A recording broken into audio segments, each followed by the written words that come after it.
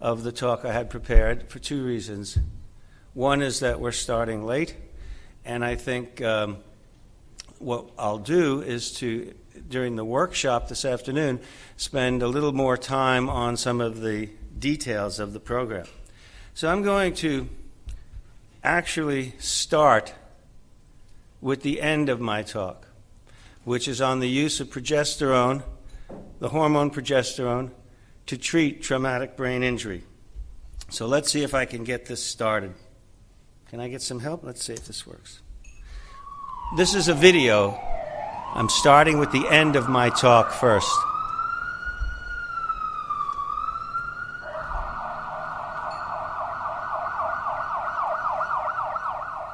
This is not what Mark Baskett expected one day 3 years ago.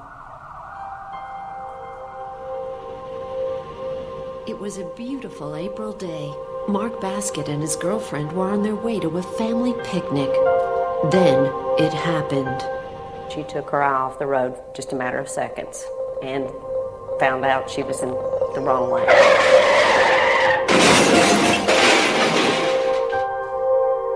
She collided with an oncoming car in a horrific crash.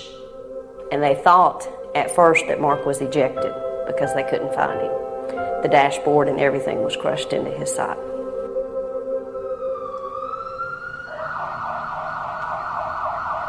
Mark's condition was critical. He was airlifted to the trauma unit at Grady Memorial Hospital. His parents weren't far behind. We got to Grady to tell him goodbye. Was basically our goal. Doctors told the Baskets that Mark was in a coma and showing almost no brain activity. His score on the Glasgow Coma Scale, a measure doctors use for assessing brain injury patients, was just 4 out of 15. A Glasgow Coma Scale, or GCS, of 4 is very close to death. It's 1 point off of not having any brain activity when you come in. But the Emory doctors at Grady did offer one ray of hope, a chance to participate in a clinical trial designed at Emory, testing the use of progesterone to treat traumatic brain injury. We really had nothing to lose. Mark, in our point of view, was 1 foot in the grave and 1 on a banana peeling. The use of progesterone to treat traumatic brain injury is an approach discovered and developed at Emory. This is a really classic story of how something really starts at the bench top and goes to the bedside. This work started about 17 years ago. That's when doctor and Emory researcher Dr. d.Stein noticed that female rats tended to recover more quickly from injuries than their male counterparts. After isolating progesterone as a key factor, Dr. Stein began collaborating with Dr. David Wright, an Emory physician working in the ER at Grady. And having a clinician working in the lab with them gave it, I think, a little bit more of a forward thinking. Okay, where are we going with this? What is the ultimate goal? Our goal was to put it to work helping patients. We wanted to look and see if there was evidence that it was working, that it was doing what it was doing in animals, which is where, frankly, most drugs fail. But in this case, the results were dramatic. 3 years after the accident, this is what Mark Baskett looks like today. I'm basically back to my old self, thankful for this drug. He can do anything that he wants to do now. He functions just fine. Not all the patients in the study showed improvements as dramatic as Mark's, but doctors are nevertheless excited. We feel ecstatic. This could transform the way we care for head injury patients. It could be a dramatic improvement. Again, no treatment in 30 years. Literally no pharmacological treatment at all that can improve the outcome of these patients. And now we're on the brink of having something. That's pretty dramatic. And the collaboration continues. We're looking at other uses for progesterone in patients with strokes and combat injuries. With the brain injury, you don't know what you're coming home with. And Mark got his laugh back, he got his sense of humor back. So He's a very strong-willed and a stubborn fella. So. She hopes this innovative approach gets government approval soon so others, like her son, can beat the odds.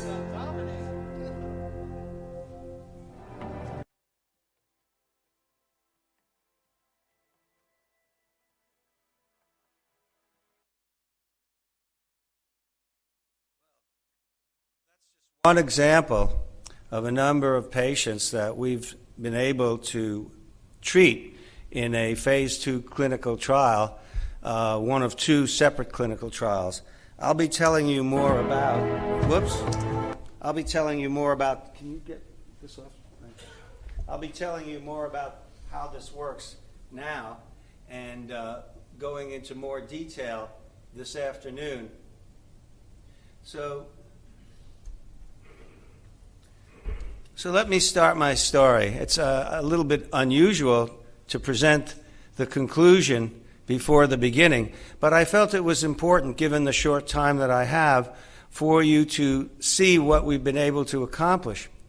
I call my talk Hidden in Plain Sight because progesterone, as a naturally occurring hormone in both males and females, I might add, has been around for 60 or 70 years, although it's never been used as a potential treatment for traumatic brain injury. We know a lot about this hormone.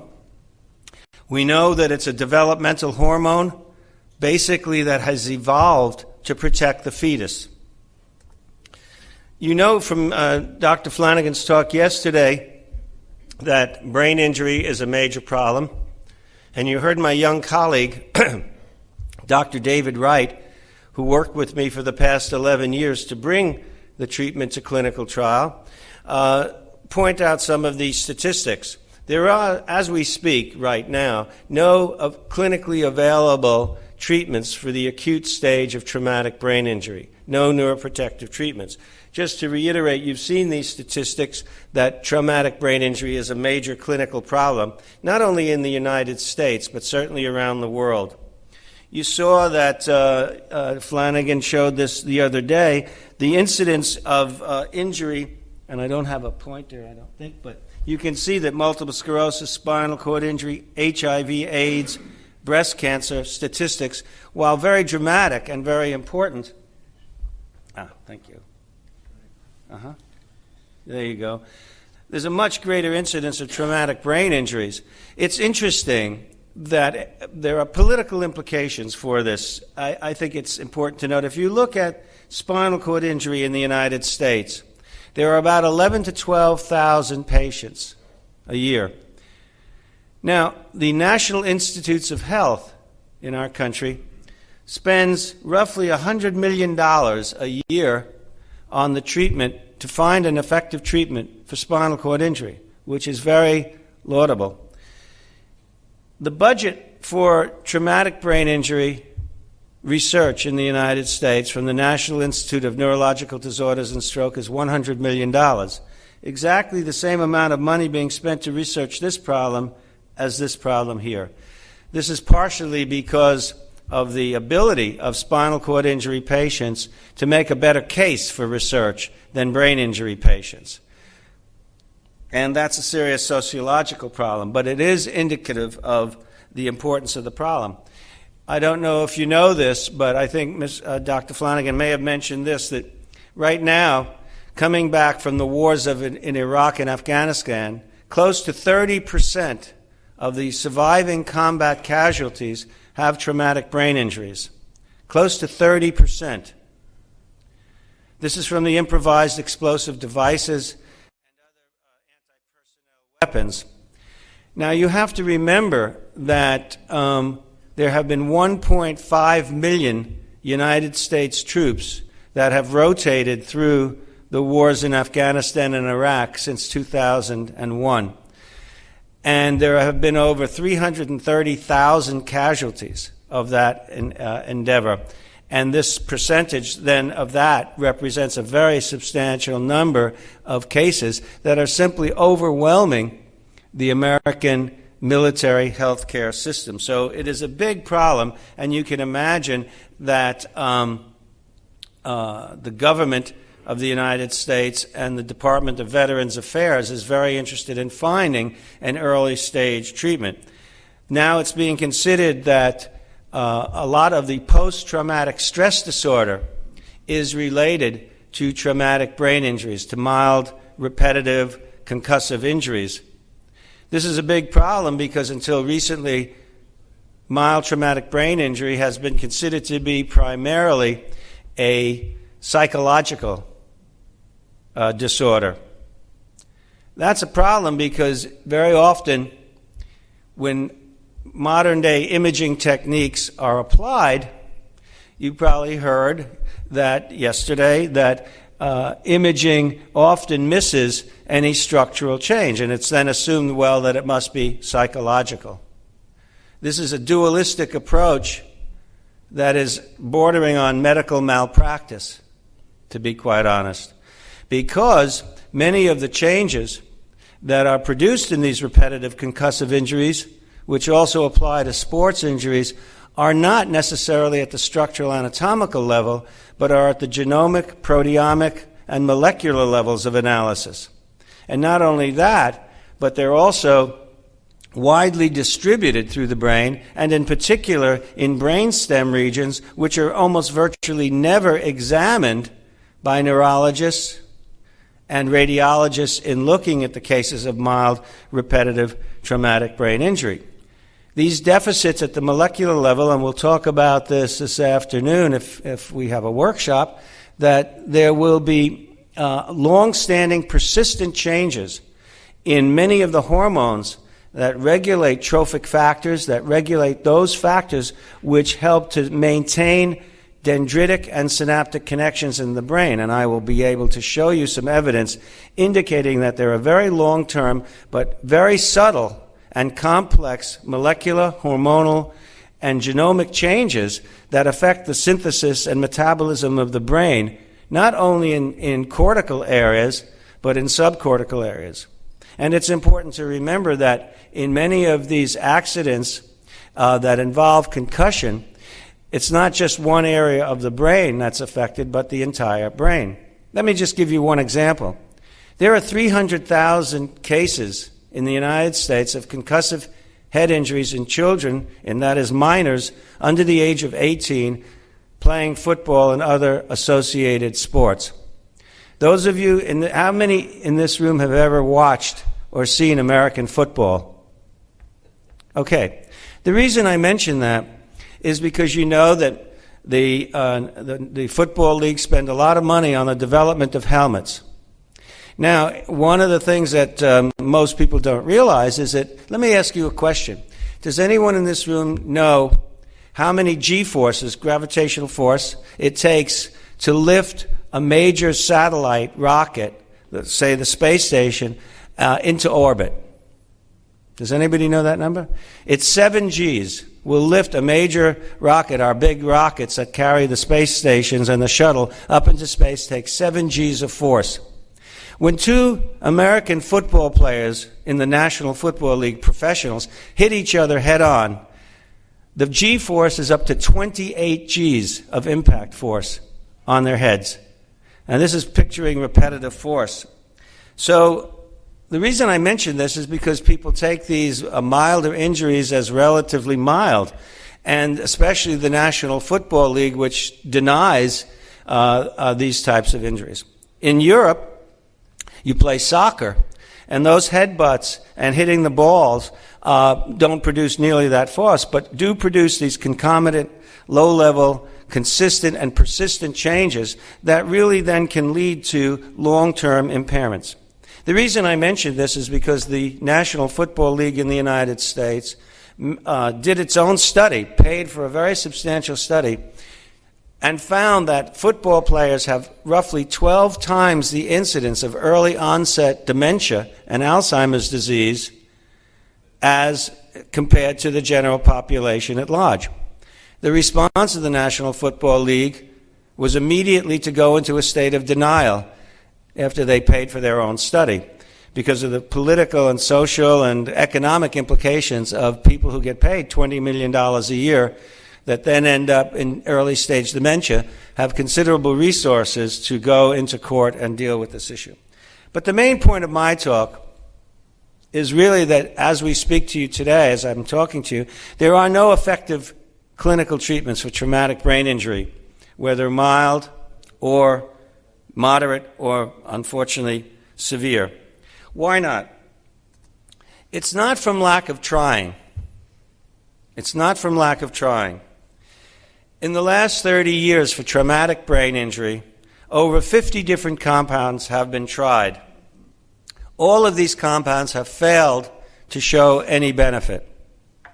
I won't mention all of them. Methylprednisolone, let me just mention a few though. Methylprednisolone, prednisone, basically a corticosteroid, widely used, Decadron, many of you have heard about it. Decadron has been until recently widely used in the treatment of brain and spinal cord injury because of its ability to reduce swelling.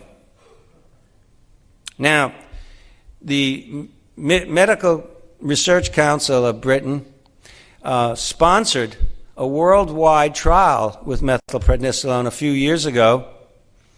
I think the director of it, Barbara may know, Ian Roberts, was the director of this program. They had originally planned to enroll 22,000 patients.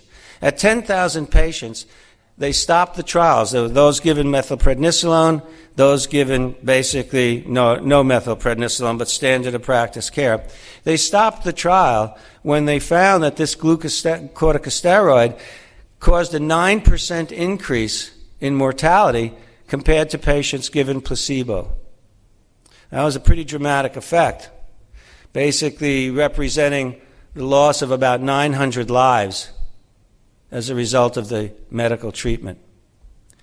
The next drug, magnesium sulfate, is an interesting drug because it was considered to be widely available, relatively easy to administer, was given to patients in a clinical trial run several small center trials. It was a small multi-center trial run out of our University of Washington in Seattle.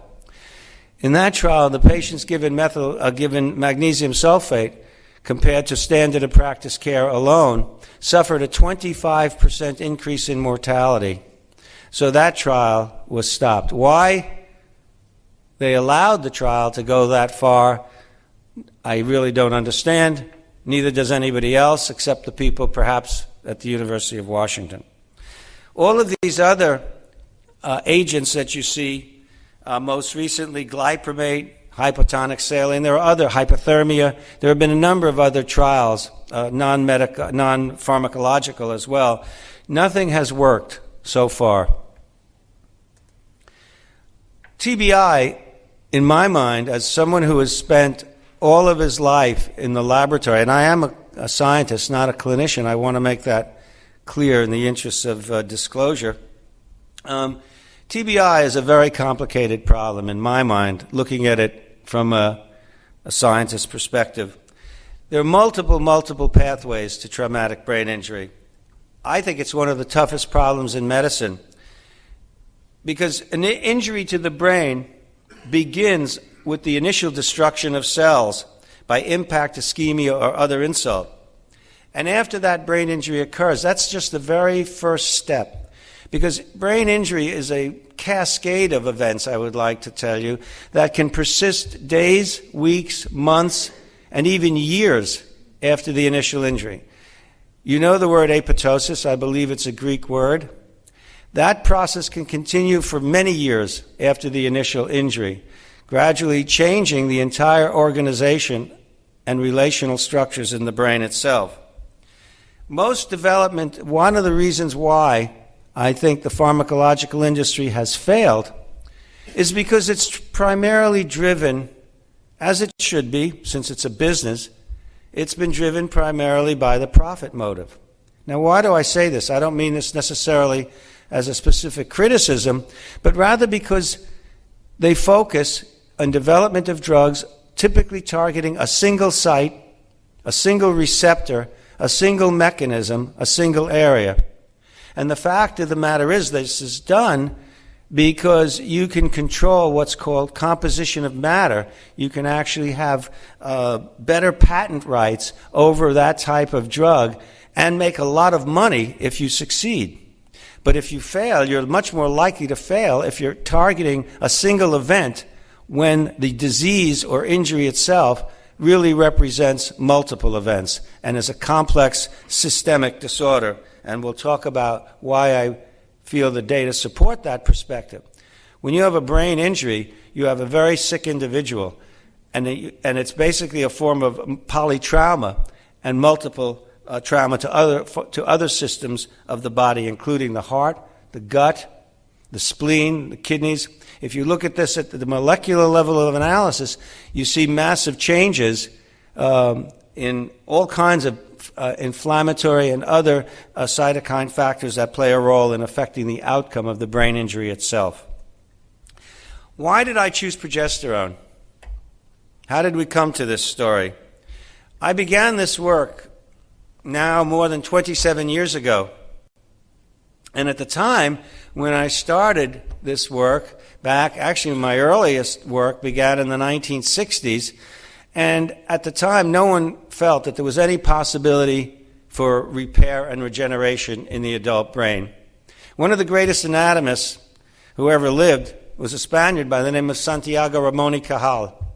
Cajal, after looking at the data, after his own work, basically came to the conclusion that everything may die in the adult nervous system, nothing may be regenerated.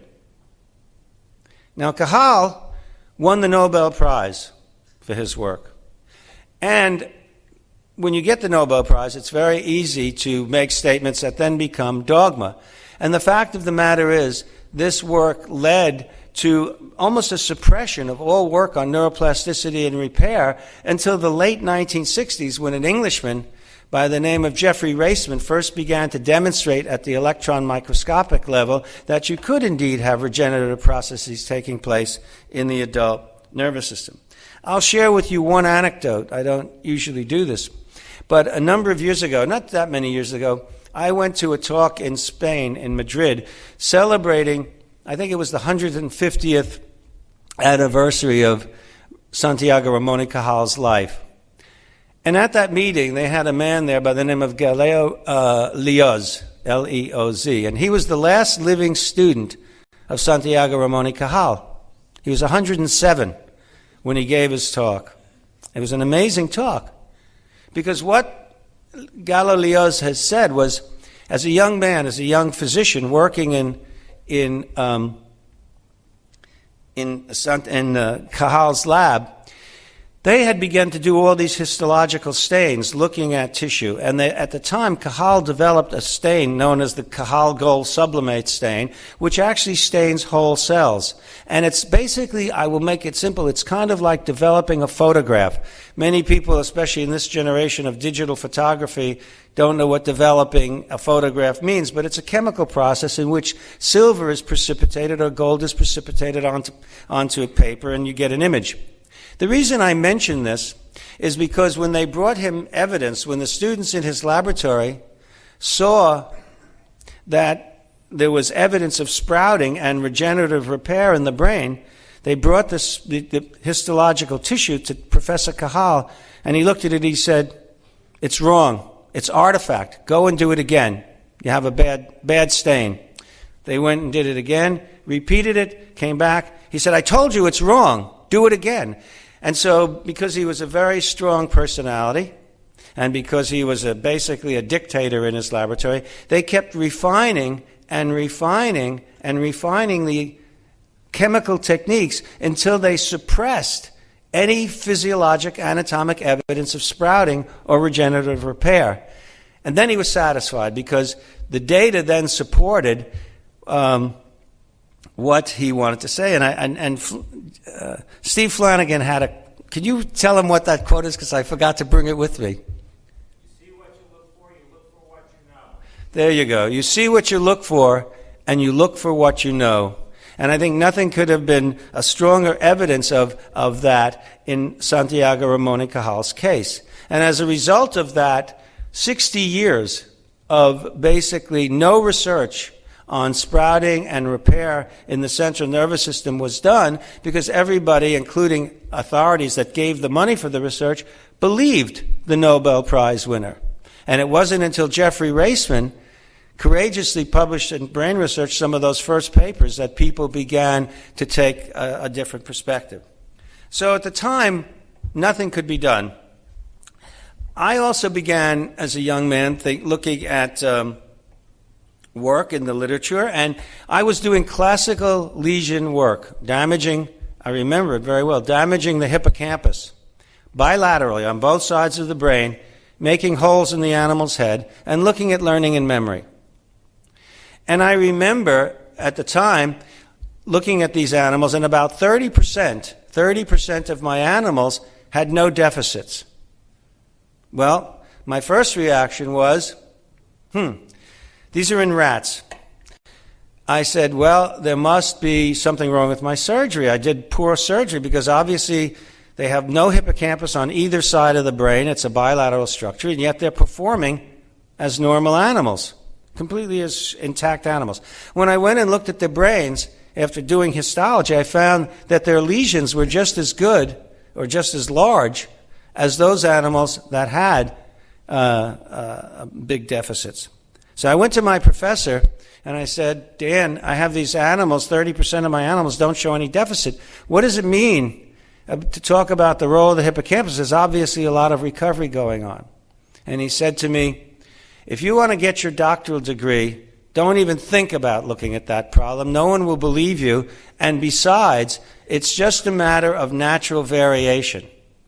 So I kind of had to put that aside because I had a young daughter, baby, and a wife at the time, and making very little money, and I wanted to get my degree and get on with my life. So I put that aside. But these are the kinds of positions and perspectives that can shape research, and that certainly blocked any research on recovery. If you believed that no recovery was possible, why invest any resources in studying it? So that was one factor.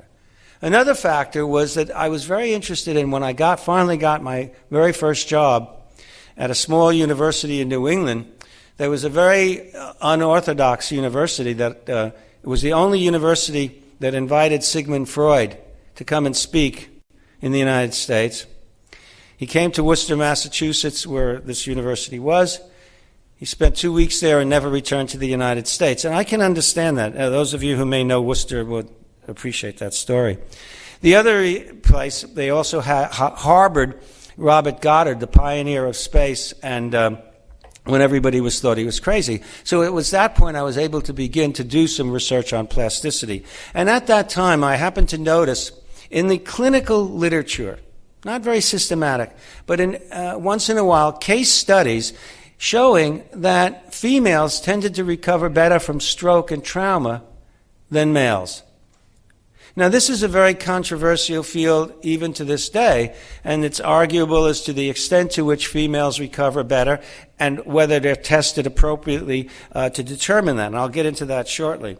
But there were these anecdotal reports that females recover better than males, and so I decided to look at that in animal models to ask, are there in fact sex differences in brain injury, and what might cause those sex differences? Now, there are complicated hypotheses about this. One that was promoted by a woman by the name of Doreen Kimura, a very famous neuropsychologist in Canada, basically stating that female brains are organized differently than the male brain.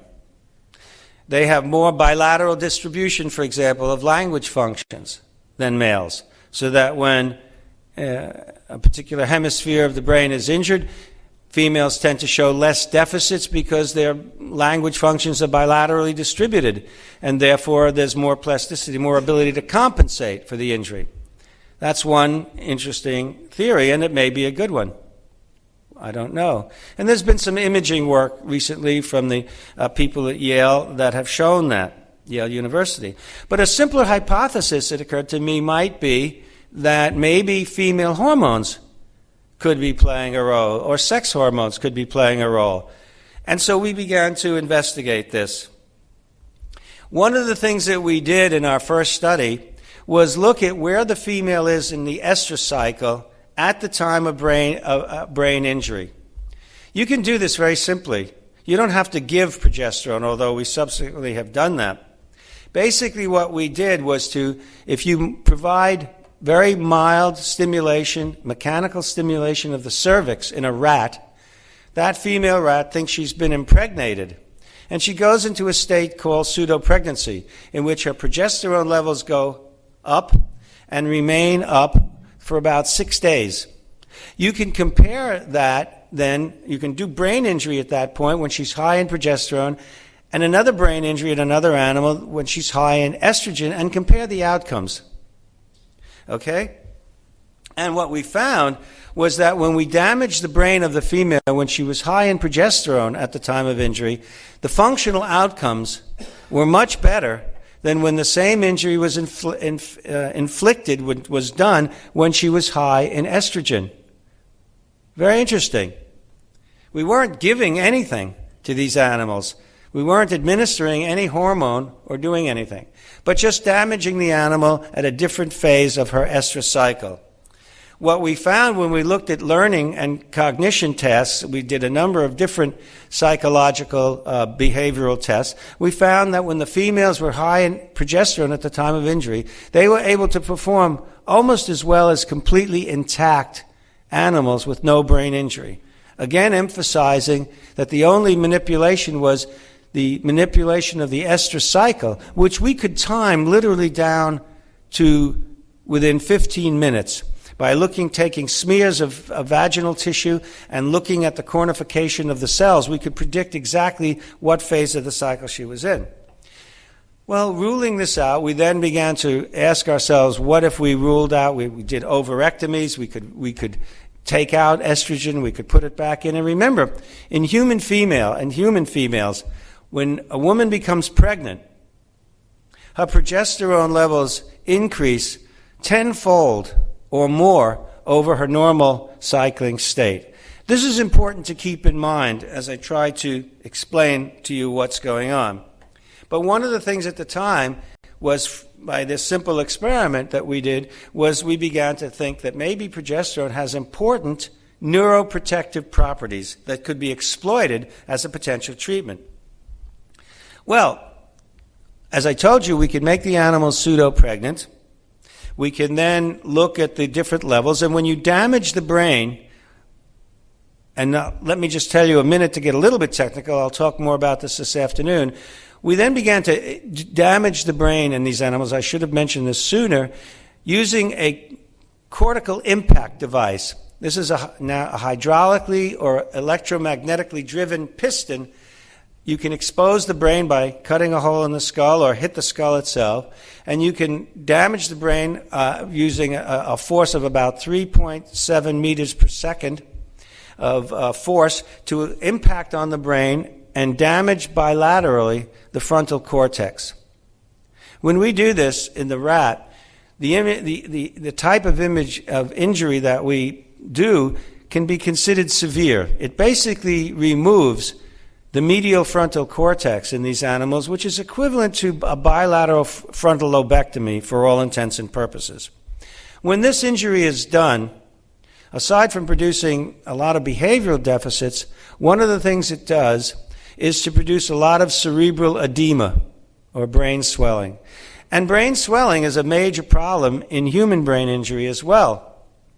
This is one of the things that often happens in closed head concussions, in football players, in military personnel, in people who hit the windshield of their car in an automobile accident.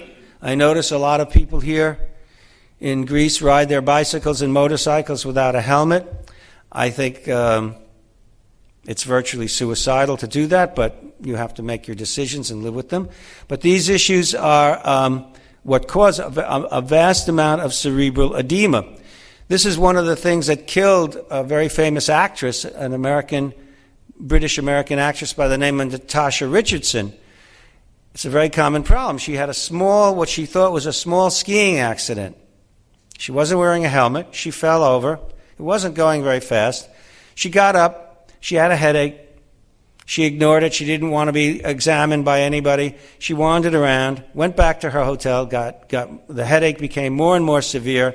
She began to vomit, get nauseous. They rushed her to the hospital. They misdiagnosed her. They then decided to put her on a plane and fly her back to New York at high altitude, of course. And by the time she reached the hospital, she was brain dead. And they found that she had a case of fulgurating edema. So edema is a major problem that often goes unlooked. It's called talk and die syndrome, and it's a big problem in traumatic brain injury.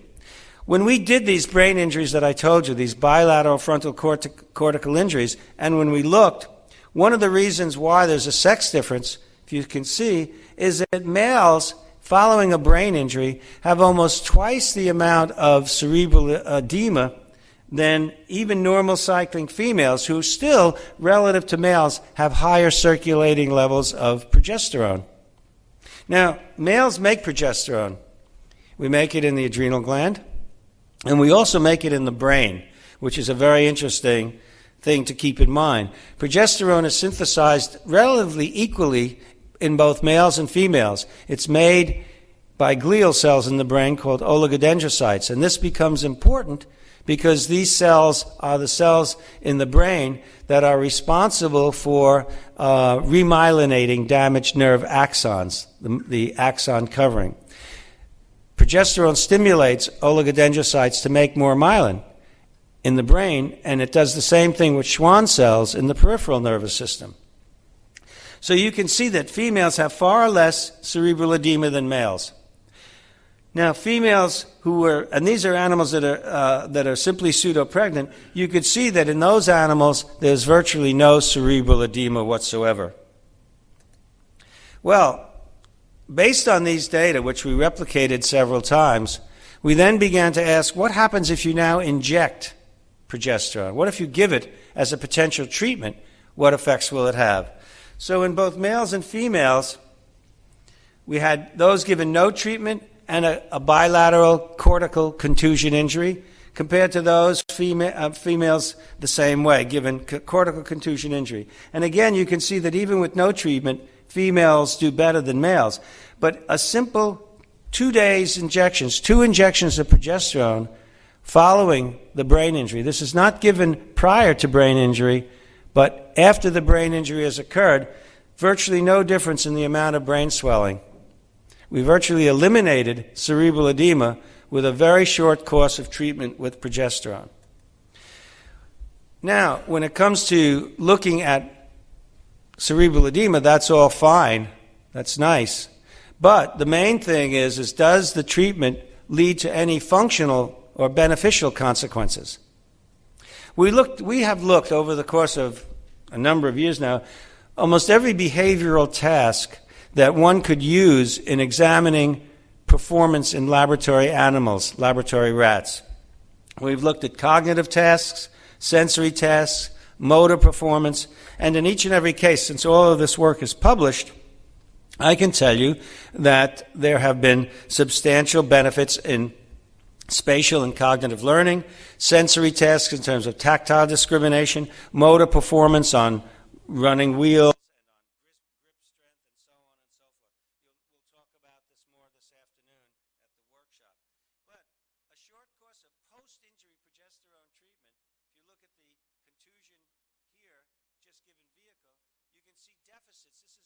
spatial learning task in this particular graph here. But what you can see is that on spatial learning, animals given just two treatments with progesterone post-injury show no deficits. So not only are you reducing swelling, but we have published, and this is easily available online, if you go to PubMed, which I can tell you about if you don't know about it, you can see that there have been substantial benefits on cognitive, sensory, and motor tasks in a variety of studies. So I asked myself, and people often ask me, well, if the stuff works this well, if progesterone works this well, why is it taking more than 20 years to get to the clinical trial where I was able to show you that case of Mark Basket? Well, first of all, we had to convince people, especially medical personnel, medical doctors, that it was an agent worthy of study. Progesterone is a problem from a number of different perspectives. First, it's very cheap. It's very easy to obtain. And no drug company wants to invest in it because you can't patent it. So why study a hormone like this, a drug like this, when you can study something that could possibly cost tens of thousands of dollars as a potential treatment if it works? So it took that's one reason, the economic reason. The other reason it took us 20 years to get to Mark Baskett and the other patients that we tested is that it took a long time to work out all the details and the pathways. I spent the last 25 years of my professional career, and we'll talk about this in the workshop if you're interested, working out the mechanisms and details. We know a lot about this hormone and how it works. We also needed to find out progesterone has a number of important metabolites that also work, and I'll talk about its relationship to stroke and other neurological diseases this afternoon. So we had to clarify how it works and what mechanisms it works. And then I think we had to develop all the clinical data to convince the authorities in the United States that control the funding that this was a drug worth a serious consideration, because most people said it can't work that way. It's too simple. It was hidden in plain sight, just as the title of my talk suggested. But let me just say that I feel confident in presenting this workshop to you later today and in talking about it, because since we started this work, there have been over 100 now, well over 100 publications showing positive results with progesterone treatment from 25 different laboratories around the world, 4 different animal species, including people, in 22 different injury models in animal studies. This is very, very supportive evidence that this is worth considering. When you consider the fact that one drug I showed you now under clinical investigation on that first list called glypramate. Glypramate, when I went to the literature, they went to clinical trials because the military in the United States is interested in this. They have an investment in it. And they had a total of 6 papers. 6 papers, 4 of which came from the company that produces the drug. I just leave you to decide on those conclusions yourself. So, let me tell you a little bit about what all this work led to, and we'll discuss this in more detail in the afternoon because it's an interesting story. Based on these 100 studies and so on and so forth, we were able to get the funding from the National Institutes of Health in our country to do the first trial on, it was a phase 2 double-blind randomized controlled trial in 30 years. It was run by my colleague Dr. David Wright and the chair of our department, Arthur Kellerman, chair of emergency medicine. And basically what we did was we had 100 patients in this trial. The patients were either given progesterone plus standard of practice care or standard of practice care. 76% of the patients, I have more statistics on this, were diagnosed as having severe brain injury. 72%, interestingly enough, were males. So one of the things we looked at was mortality rate. What we found is that at the average rate for severely brain-injured patients around the United States is between 28 to 32%. At Grady Memorial Hospital, which is our major level 1 trauma center, mortality in the placebo group reached 30.4%. In patients given 3 days of intravenous progesterone, in liposome, the progesterone group had a mortality rate of 13.6%. When we did this study, the purpose of the study was just to basically look at safety, and we were hoping that that would be sufficient to go forward with another trial. I should tell you that 2 independent data safety monitoring boards, these are independent groups that look to see if a study needs to be stopped because of any adverse events. 2 independent boards, one picked by the Grady Emory Morehouse Complex in Atlanta, and the other picked independently by the National Institutes of Health, that got all the data before we were ever allowed to see it, could not find could not find a single adverse event in any of the patients treated with progesterone. When we looked at disability, we were only funded, I should tell you, to look at 30 days post-injury, because at the time, the NIH people felt that while the study was worthwhile investing a small amount of money, they did not believe we would get any results whatsoever. And so they basically would not fund any study. They didn't want to look at any functional outcomes other than Glasgow coma outcome. And what happened, which I've never seen in the entire my career, they cut our budget. And what was so unusual is that about a month after they cut our budget to eliminate any behavioral testing, they actually called us from Washington and said, we made a mistake. We've reconsidered, and we're going to restore to your budget enough funding to at least look at 30-day outcome. They wouldn't give us any longer than that in this trial.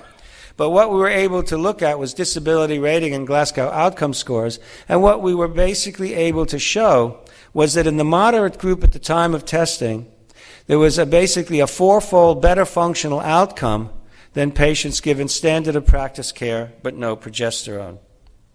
So this was interesting, but what was really nice was that last year, another study with 169 severely brain-injured patients was conducted in Hangzhou Hospital in China, essentially replicating the initial findings that we were able to produce, and also showing that at 6 months, the patients given the short course of progesterone, they actually gave 5 days to our 3 days.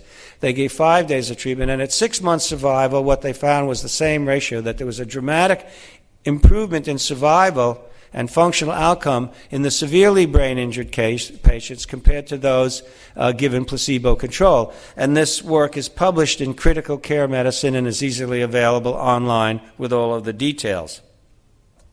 So basically, what this has led to, this work, is now a phase 3 clinical trial that will engage well over 1,000 patients. It's now up to 1,400 patients that will be enrolled in the United States, cutting across 17 level 1 trauma centers, including the 2 major hospitals.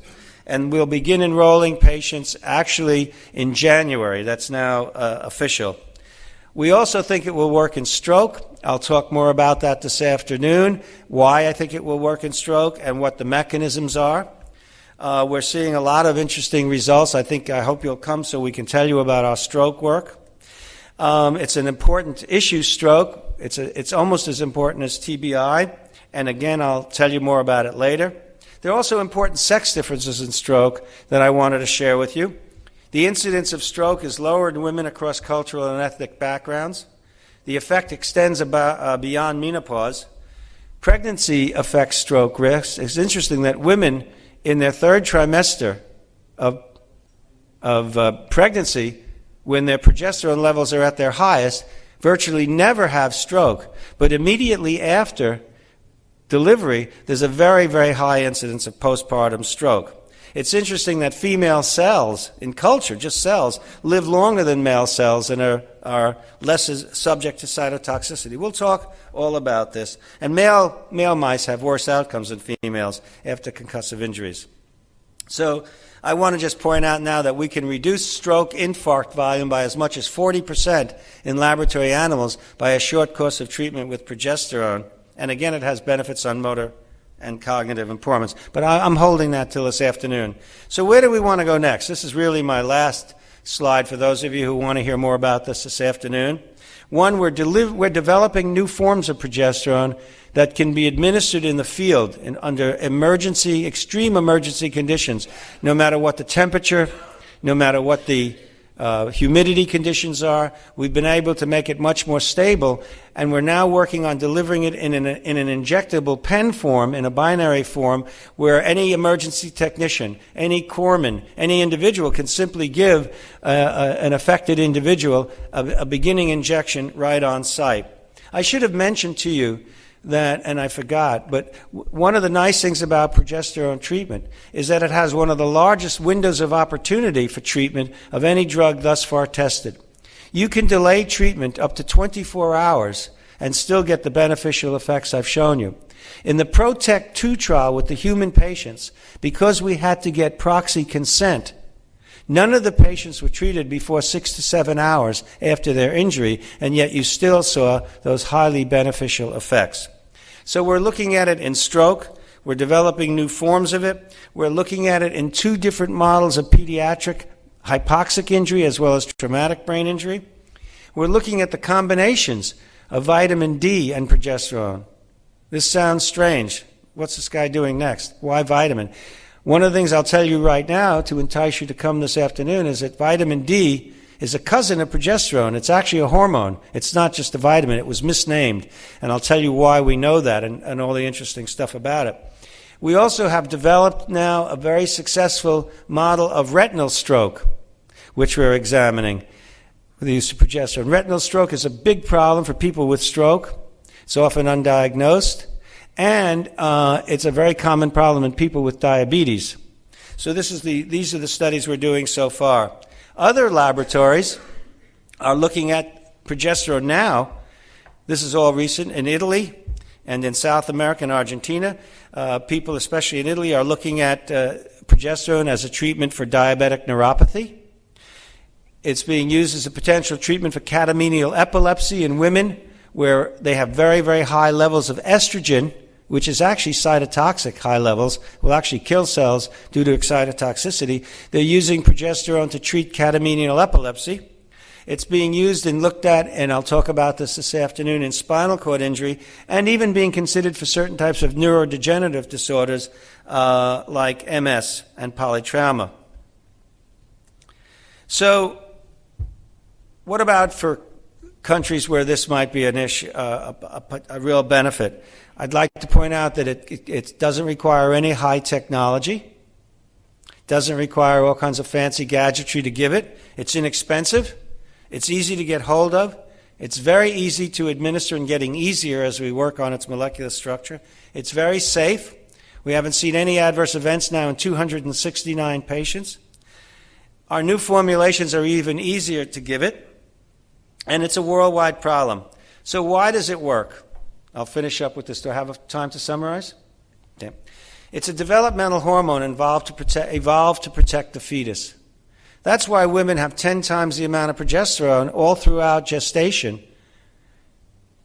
It's evolved, basically, it's doing the same things in brain repair almost as it's doing in fetal development. It's interesting, that when a woman gives birth within an hour, her progesterone levels precipitously drop within 1 hour. And that's one of the reasons that some women get postpartum depression. I think it's important to recognize that progesterone is a pleiotropic hormone. I think it's another Greek word, pleiotropic. It means it works at multiple levels, at multiple centers. So it's not one of the nice things about injecting this as opposed to stem cells, which you put in the brain, and I'll talk about why I think those are problematic later. But one of the nice things when you give progesterone systemically, it's affecting all the organs that are made ill by a traumatic brain injury.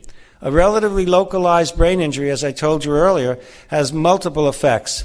And one of the things that progesterone does is to attack those multiple, especially panels of inflammatory cytokines that can destroy tissue, both brain and other tissue. So it's a markedly potent anti-inflammatory and antioxidant. And it also, unlike other anti-inflammatory agents like methylprednisolone or prednisolone or decadron, which does reduce inflammation, progesterone acts at multiple receptor sites to stimulate regenerative repair processes. And there's now evidence that it even stimulates neurogenesis in the adult brain. So that's the end of my talk for this morning. I think, again, if you can see what's back in there, like progesterone that's hidden in plain sight, this animal is also hidden in plain sight. Can anybody tell me what that animal is? It's an elephant. That's right. And I think progesterone may be the elephant in the china shop. I don't know. But it's been an interesting 25 years, an interesting story. You've seen the case of Mark Baskett. He's only one of a number of patients that we've been able to video and demonstrate, and I think as we go forward with the clinical trial, we're expecting and are optimistic that we will continue to be and be able to show this level of success. So thank you very much for your patience. I'm sorry we started late, but I don't know if there's any time for questions. No? We have time now. We'll discuss this lecture or after the